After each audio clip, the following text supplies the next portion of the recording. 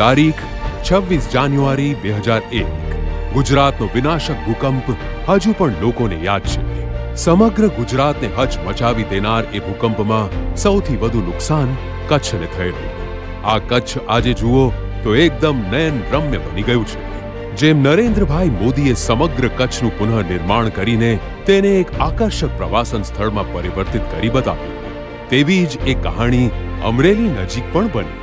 આ ભૂકંપમાં જાફરાબાદ તાલુકાનું નાનું એવું સાકરિયા ગામ જમીન દોસ્ત થઈ ગયું. આ ગામનું એક પણ મકાન ન બચ્યું. અચાનક જ આવી પડેલી આ આપત્તિમાં સમગ્ર ગુજરાતનું ધ્યાન કચ્છ તરફ હતું. સ્વયં શ્રી પરસોત્તમભાઈ રૂપાલાએ પણ કચ્છના પીડિતોની વહારે સેવા યજ્ઞ શરૂ કર્યો હતો. તેમના ધ્યાને સાકરિયા ગામની વાત પણ આવી. આ ગામ તેમના મત વિસ્તારનું નહોતું, પણ તેમને આ ગોઝારી ઘટનાની જાણ થતાં જ તેમણે ગામની મુલાકાત લીધી અને નિશ્ચય કર્યો કે આ ગામને ફરી બેઠું કરીશ. તેમનો નિશ્ચય અમલમાં મુકાતો ગયો. એકલા યુપીએલની મદદથી જોતજોતામાં સમગ્ર સાકરિયા ગામના એક મકાનો ફરી બેઠા થઈ ગયા.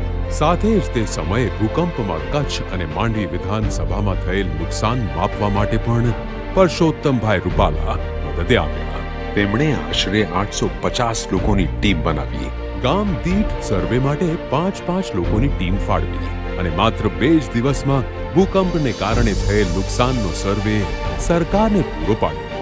પરસોત્તમભાઈ રૂપાલાની 4 દાયકાની પુરુષાર્થ યાત્રામાં અનેક એવા પ્રસંગો જોવા મળે છે જેમાં તેઓએ ત્વરિત પ્રતિસાદ આપ્યો હોય.